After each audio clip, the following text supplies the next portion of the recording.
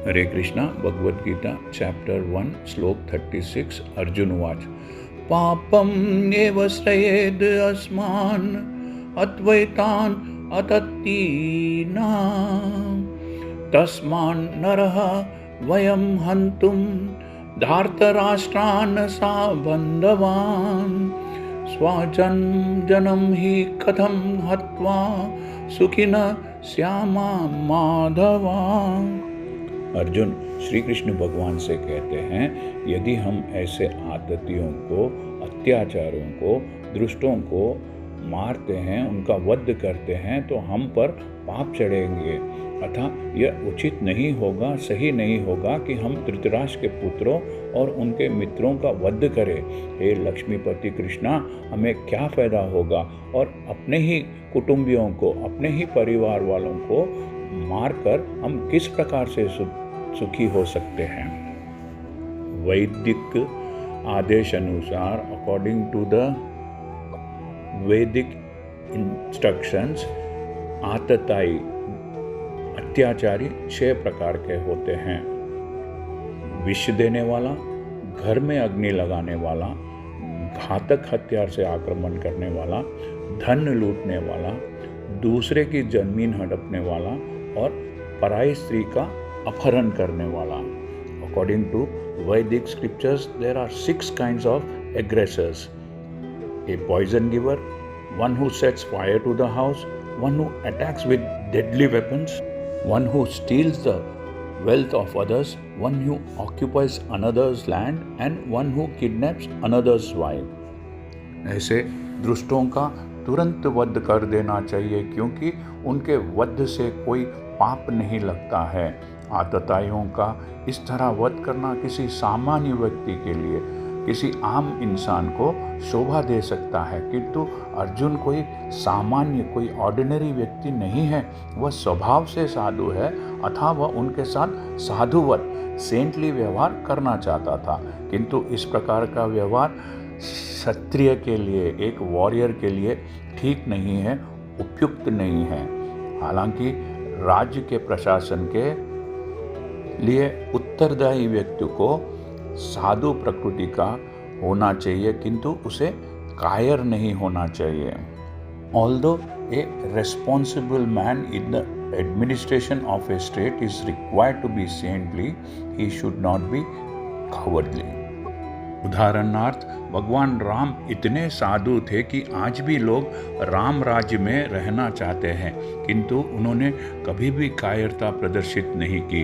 रावण आतताई था, क्योंकि वह राम की पत्नी सीता का अपहरण करके ले गया था, किंतु राम ने उसे ऐसा पाठ पढ़ाया, ऐसा सबक सिखाया जो विश्व इतिहास से, हिस्ट्री ऑफ वर्ल्ड में बेजोड़ है। अर्जुन के प्रसंग में कुछ अलग प्रकार के आतताई है, अत्याचारी है। ये है उसके निजी, अपने पितामह, आचार्य, मित्र, पुत्र, पौत्र इत्यादि। In Arjuna's case, however, one should consider the special type of aggressors, namely his own grandfather, own teacher, friends, sons, grandsons, etc. इसीलिए अर्जुन ने विचार किया, सोचा कि उनके प्रति वह सामान आतताइयों जैसा कटु व्यवहार, बैड बिहेवियर, स्ट्रिक्ट बिहेवियर न करे। इसके अतिरिक्त साधु पुरुष को तो क्षमा करने की सलाह दी जाती है। साधु पुरुष के लिए ऐसे आदेश किसी राजनीतिक आपातकाल, पॉलिटिकल इमरजेंसी से अधिक महत्व, इम्पोर्टेंस रखते हैं। इसलिए अर्जुन ने विचार किया कि राजनैतिक कारणों से, पॉलिटिकल रीजन से स्वजनों का वध करने की अपेक्षा धर्म तथा सदाचार की दृष्टि से उन्हें क्षमा कर देना, उन्हें माफ़ कर देना श्रेयस्कर होगा, ज़्यादा बेहतर होगा। अतः क्षणिक शारीरिक सुख के लिए इस तरह वध करना लाभप्रद, बेनिफिशियल नहीं होगा। अंततः जब सारा राज्य तथा उससे प्राप्त सुख स्थायी नहीं है, परमानेंट नहीं है, तो फिर अपने स्वजनों को मारकर वह अपने ही जीवन तथा शाश्वत मुक्ति को संकट में क्यों डाले। अर्जुन द्वारा कृष्ण को माधव अथवा लक्ष्मीपति के रूप में संबोधित करना भी सार्थक है।